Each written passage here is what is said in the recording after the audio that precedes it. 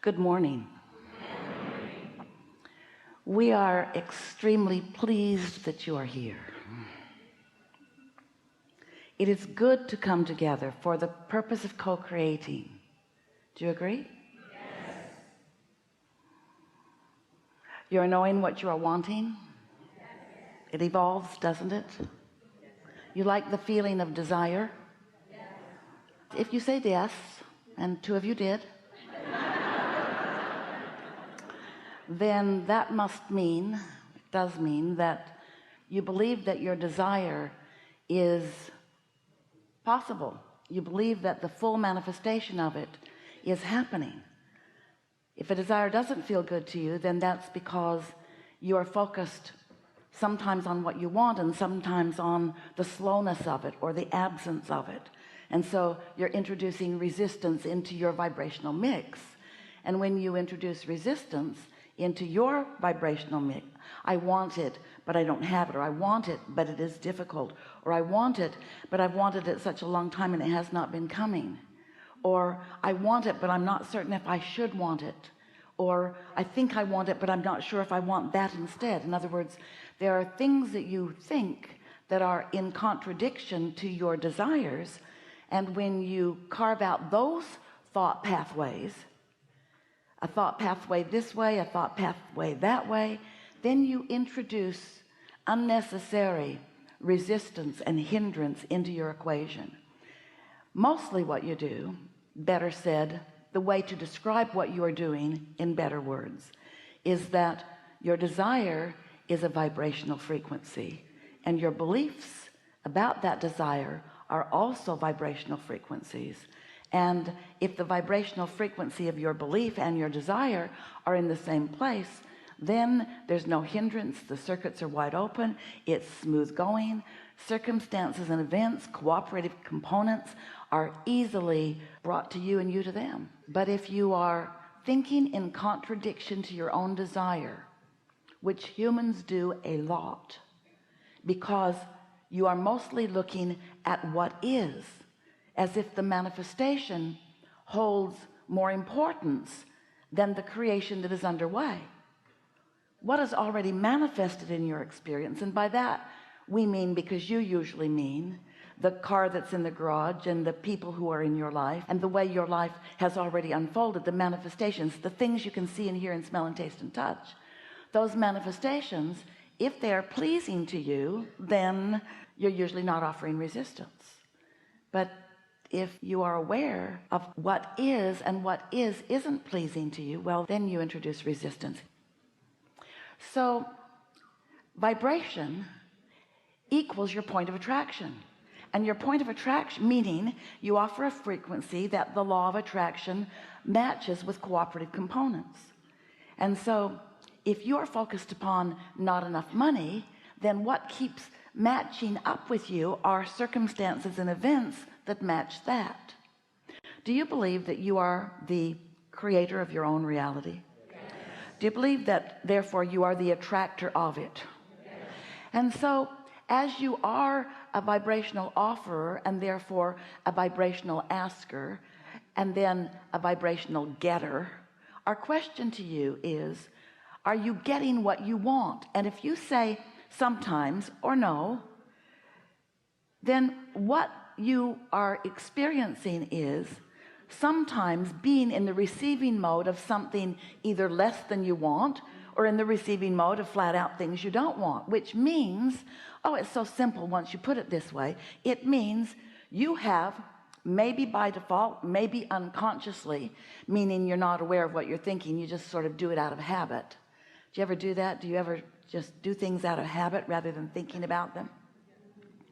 If you're just doing it out of habit, then you may very well be carving out thought pathways to unwanted things. And what's so interesting is how you've been thinking those thoughts, you talk about them with your friends, you think those thoughts, you watch the television programs that support those thoughts, you think those thoughts, you think those thoughts, you think those thoughts, you think those thoughts until they are chronic within you. They are full-blown beliefs about things you don't want, and then you're surprised when they come to you. So that's why we ask the question, Do you believe that you create your own reality? And if you do, then don't you sort of kind of want to carve out more deliberate thought pathways? Don't you want to make the things you want able to find you more easily?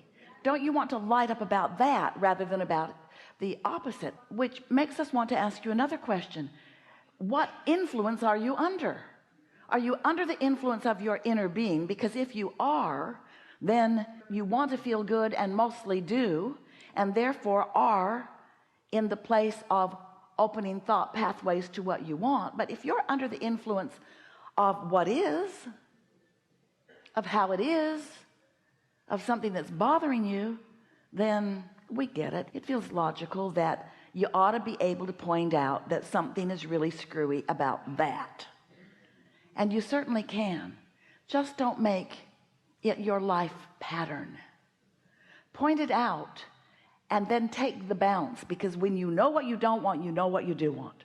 So you could very well say, I don't want that. I sure don't want that. I really, really don't like that. That is disgusting to me in all of these ways. I don't want that. Throw a fit, but don't let it last too long. I don't want that. And in that, knowing what you don't want, you are launching rockets of desires about what you do want, because every subject is two subjects. And the intensity with which you don't want something is the same intensity with which you do want what's on the other end of that stick. So you are launching lots of rockets of desires. And as you are launching those rockets of desires, this vibrational frequency, this vibrational pattern, this vibrational streaming, this vibrational carving out of what you want is gathered for you by the larger part of you, the inner being part of you, the source energy part of you, the part of you that was you before you even knew that you were you, the part of you that still is mostly you, the mostly biggest part of you, even though you now know that you are you. That inner being part of you that remains non-physical, when you launch those rockets of desire, your inner being focuses upon your request and vibrationally becomes it. And that matters. That's such a big statement. That's such a big concept to understand.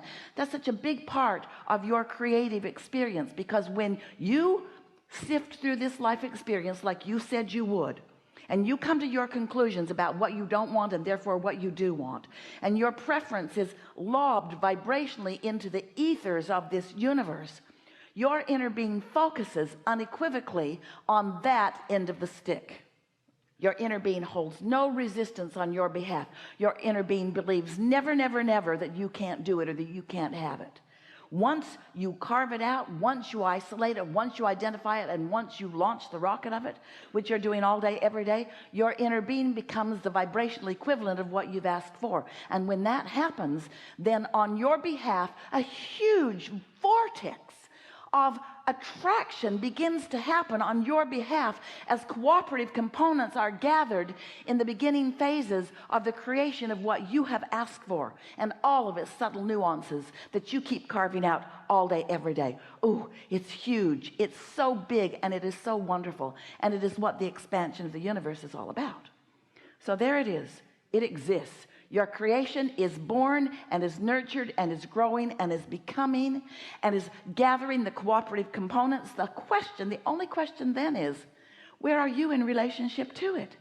If you're frisky and happy and feeling really good, then your vibrational frequency is about that. And there's not much resistance in your experience, in your equation. And then it's likely that every day, many moments of the day, you will receive impulses, feelings to move and act, impulses to think about things.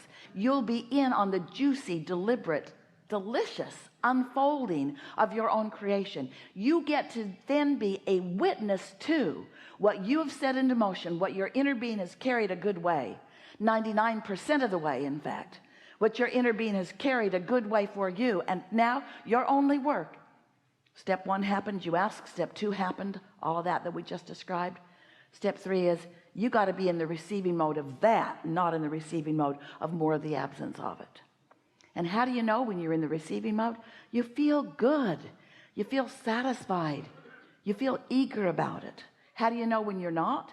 How do you know when you're opposing your own desire? Not just your desire. Think about how much has happened that you're opposing. You're not just opposing a simple little idea of something. Oh, I thought I wanted it, but it's not like that. You're opposing the entire universal forces that are orchestrating on your behalf. You're opposing something so big, and that's why you feel so bad when you do it. Now you know everything we know that matters. Now you have the operating tools to create your own reality in the way that you want it to be. We're eager to visit with you, to co-create with you, to fill in any gaps in what you understand, to take thought beyond what it has ever been before. We're eager for this day with you. What do you want to talk about? It's going to be a really good day.